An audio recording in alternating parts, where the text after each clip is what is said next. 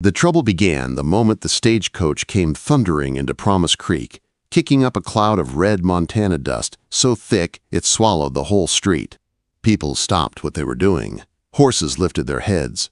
And on the wooden platform outside the Overland station, 4 brothers stood shoulder to shoulder, staring at the approaching coach, with the kind of tight-fisted nerves men got when they were about to change their lives forever. Bo Dalton, the eldest, kept his hat pulled low, but nothing could hide the worry etched into his face. At 30, he carried the weight of the Dalton ranch on his broad back. It had been his idea for all 4 of them to send letters to the matrimonial agency back east. He said they needed women who could build a home, raise children, and steady the ranch's future. But now, watching that coach roll in, even Bo wondered if he had just made the biggest mistake of his life. Beside him, Finn Dalton shifted his weight like he was standing on hot coals. He was the charming one, the smooth talker who could win a card game with a smile. He had picked his bride based on a single line in her description, hoping for a witty woman to make long days less dull. Now he tugged at his shirt collar, like the Montana sun had suddenly doubled in heat. Owen, the quiet scholar, stood slightly apart, his fingers moving nervously along the spine of a book tucked under his arm. He wasn't made for bold choices or big risks, yet he had taken one by choosing a woman who said she loved poetry and pressed flowers. He feared she'd step off that coach, take one look at the rough Dalton ranch, and turn right back around. Ree Dalton, the youngest at barely 20, practically bounced on his heels. Hope shone plain on his face. He had chosen a bride simply because she sounded kind. He had spent nights dreaming about meeting her, imagining a soft smile and warm eyes that made the world feel gentler. The coach rolled to a stop with a heavy groan. The horses snorted and tossed their heads. The old driver, Gus, spit a stream of tobacco and shouted, "Daltons! Got a special delivery for you." "4 of 'em!" Bo's eyebrows drew together. 4? Only 3 brides were supposed to arrive today. His own bride was due next month. He stepped forward, ready to correct the mistake, but the coach door opened before he could speak. A young woman stepped out first. She had gentle brown eyes and a hopeful glow on her face. She looked around the dusty street, as if it were full of wonder instead of tired buildings and clattering wagons. Ree's heart nearly burst. She was exactly as he had pictured, soft, kind, and full of quiet light. She turned and helped another woman down. This one moved with calm grace, holding a small portfolio against her chest like it contained her soul. Her eyes drifted over everything with gentle curiosity. Owen felt something warm shift in his chest. She looked like someone who loved quiet mornings and old books. Then came the third. Her steps were firm, her chin high, her gaze as sharp as a hawk's. She looked like the kind of woman who wouldn't flinch at a stampeding bull. Finn felt a grin pull at his mouth. She had fire. He liked fire. But before the brothers could speak, a 4th figure stepped into the doorway, the oldest. The leader. Her dark hair was streaked with sun, her eyes steady and deep. She held herself like a woman who had carried more than her share of burdens yet refused to bow to them. Bo straightened, surprised by the strength in her gaze. She looked right at him, as if she already knew he was the one she'd have to reckon with. The 4 women walked toward the brothers. As they lined up, the truth became impossible to miss. They had the same dark hair, the same high cheekbones, the same quiet pride. They were sisters. Gus let out a low whistle. "Well, I'll be." Like a matched set of china dolls, all addressed to the Dalton ranch. The brothers stared, stunned. Bo finally found his voice. "Ma'am," he said to the eldest, "there's been a misunderstanding. We were expecting 3 women, not—" "There is no misunderstanding," the eldest said calmly. "My name is Eleanor Vance. These are my sisters, Isabel, Rosalind, and Genevieve.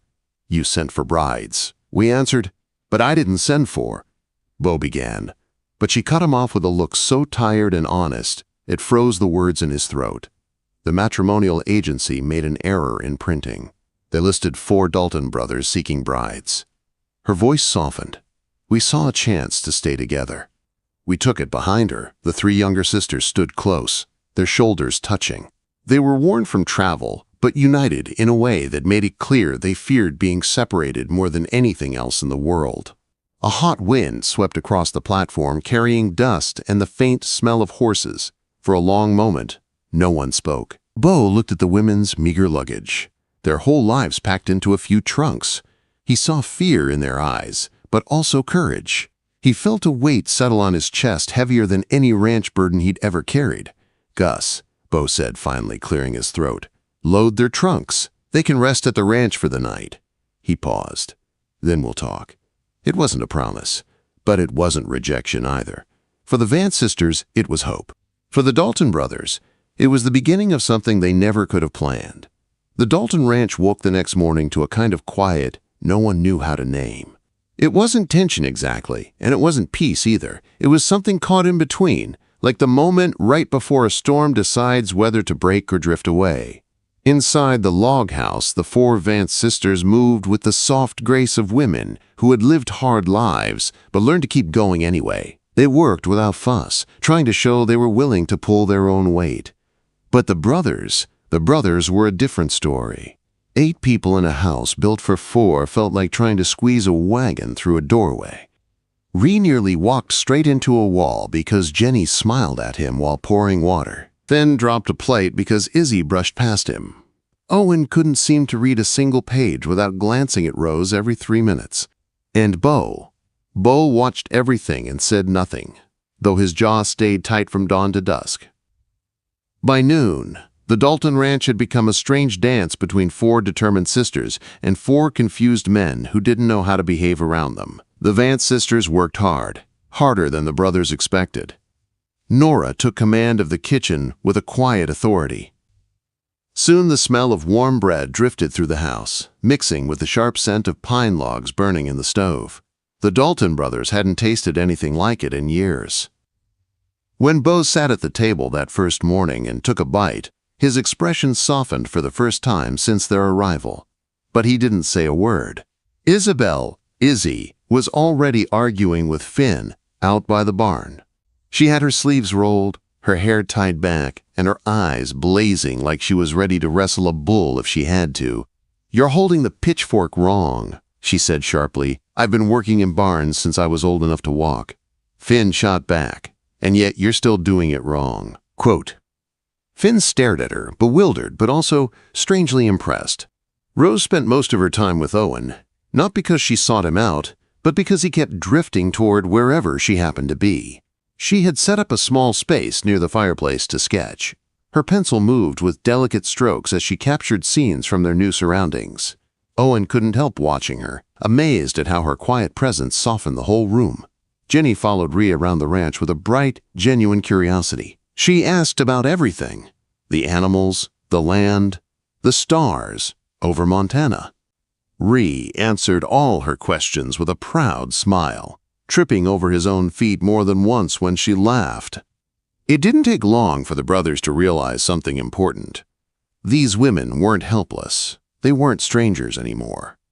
Little by little, they were becoming part of the ranch. By the end of the week, the house looked cleaner than it had in years. The barns were more organized. The meals tasted like something from a dream. And every night, all 8 of them gathered in the main room for supper. But every night, too, the same unspoken question hung like smoke in the air. What happens after the month is over? No one dared ask it out loud. Not until the threat arrived. It started with the weekly mail delivery. Owen returned from town with a single letter clutched tightly in his hand. It was addressed to the Vance sisters. Nora took it with a careful, trembling breath. The moment she saw the Boston postmark, all the color drained from her face. The sisters hurried into their room and closed the door. Their voices dropped to a low whisper. When they came out, they looked shaken in a way none of the brothers had ever seen. Bo finally caught Nora alone in the kitchen that evening. She stood by the stove, staring at the fire as if she could see something far beyond it.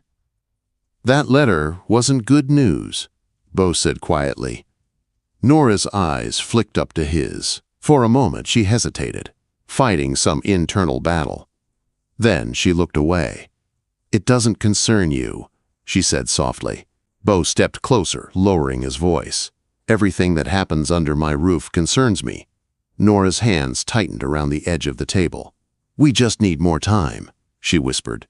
Please, just a little more time. Her eyes were tired, frightened, desperate. Something in Bo's chest shifted. He didn't understand the whole situation, but he understood enough. Whoever they were running from, they feared him more than anything else in the world, Nora. He said firmly, whatever trouble is coming, we'll handle it. Her breath caught, and for the first time, she looked like she might break. But she didn't. She lifted her chin and held his gaze. We don't want to bring danger to your home. It's already here, Bo said, but I'm not turning you out. Outside, the wind swept across the land, carrying the smell of dry earth and pine. Somewhere in the distance, a coyote cried a haunting sound. A warning, a sign, a promise that their peace would not last. Because trouble was coming, and it came in the form of a stranger in a city suit riding into Promise Creek, asking questions about 4 young women from Boston. This man, Owen said later that night, his voice tense as he returned from town, was asking about you. He's not from around here. The sisters froze. Nora's face went white. Izzy's jaw clenched. Rose's hands shook. Jenny grabbed Ree's sleeve. Bo looked from one frightened face to the next. Who is he? Bo demanded. Nora swallowed hard. A Pinkerton detective, she whispered. The room fell silent. Even the wind seemed to stop. And in that moment, Bo Dalton realized the truth. Whatever these sisters were hiding, whatever danger chased them across the country, it had finally caught up. The knock on the Dalton ranch door came early the next morning, sharp and commanding, like someone who believed he already owned whatever waited on the other side. The brothers were already at the table, eating quietly. The sisters froze where they stood. Every sound in the room seemed to stop breathing. Bo rose first. Finn's hand drifted toward the pistol hanging on the wall. Owen stood protectively beside Rose. Ree stepped in front of Jenny without thinking. Bo pulled open the door. A man in a bowler hat stood on the porch. His suit was too neat for Montana. His boots were too clean. His eyes far too watchful. He nodded once, polite but cold. Mr. Dalton, he said, my name is Mr. Davies. I'm with the Pinkerton Detective Agency inside. Nora's breath caught in her throat.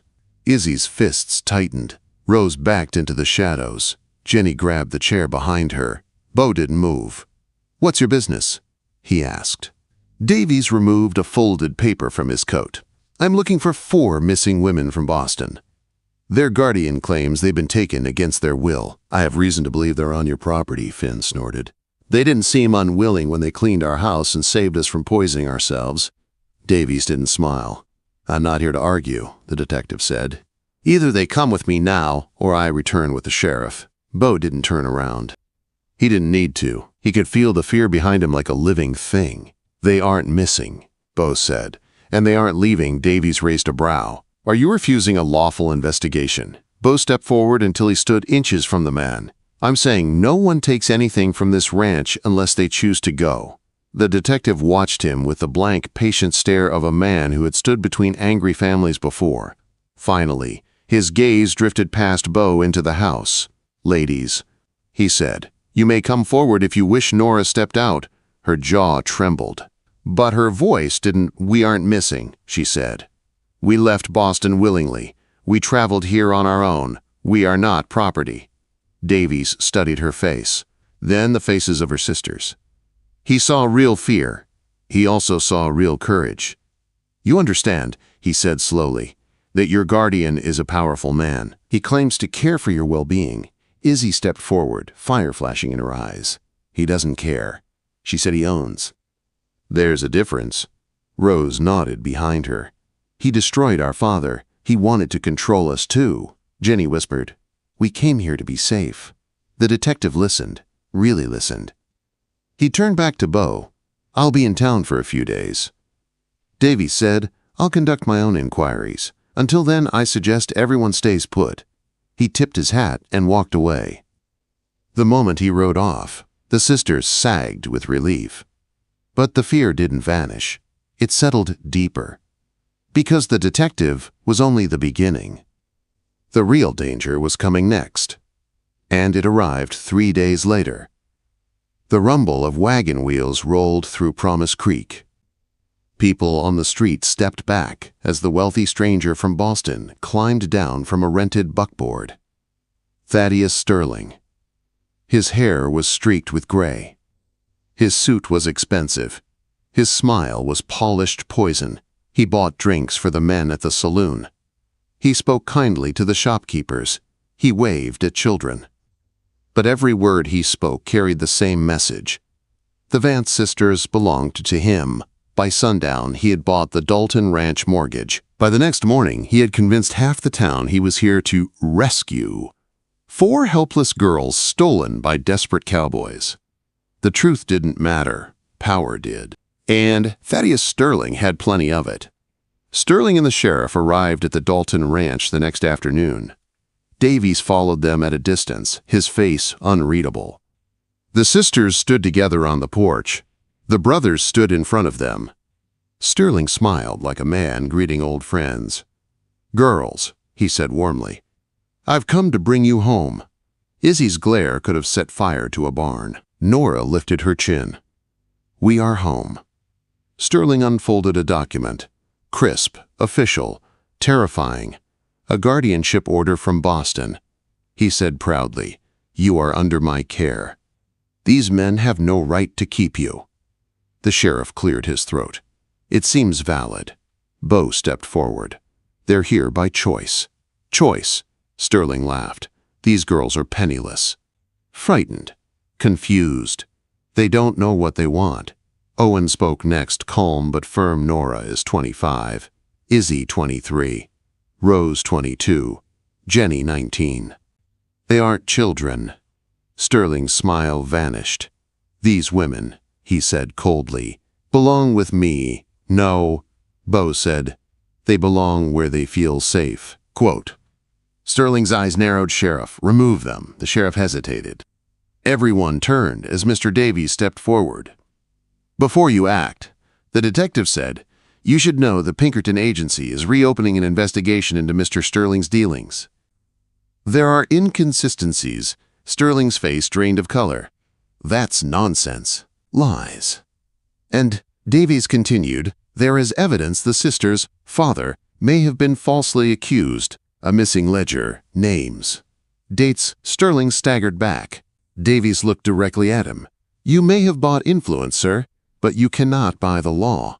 The sheriff stepped away from Sterling. The fight was over. Sterling realized it. He turned his rage on Nora.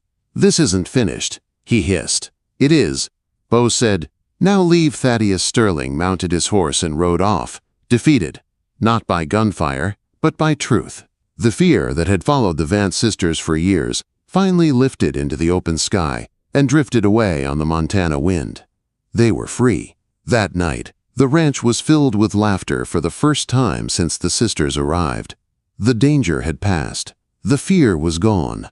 One by one, the brothers found the sisters they had grown to care for. Finn and Izzy argued softly under the stars until arguing turned into smiling, and smiling turned into a kiss. Owen and Rose stood by the firelight, gently holding hands as if they had always belonged together. Ree and Jenny sat in the garden they planted, promising a future as bright as the young shoots growing from the soil. And inside the kitchen, Bo found Nora leaning against the table, exhausted but free. He stepped close and spoke softly. "You asked for a month," he said. "Take all the time you need. This is your home." Nora looked into his steady eyes, eyes that had protected her, challenged her, believed in her. "This is my home," she whispered. He took her hands in his. "Then stay," Bo said, "not out of fear, not out of need. Stay because you want to." Her answer came with tears and a trembling smile. "I want to." He pulled her into his arms as the lantern light flickered around them. Not a bargain, not a contract, just love. In the heart of Montana, 4 brothers and 4 sisters built a life stronger than any danger that had chased them. Their story spread across Promise Creek, then across the territory, becoming a legend of the West, a story of courage, a story of family, a story of love found in the most unexpected place. The Dalton and Vance families didn't just survive the frontier, they built a dynasty.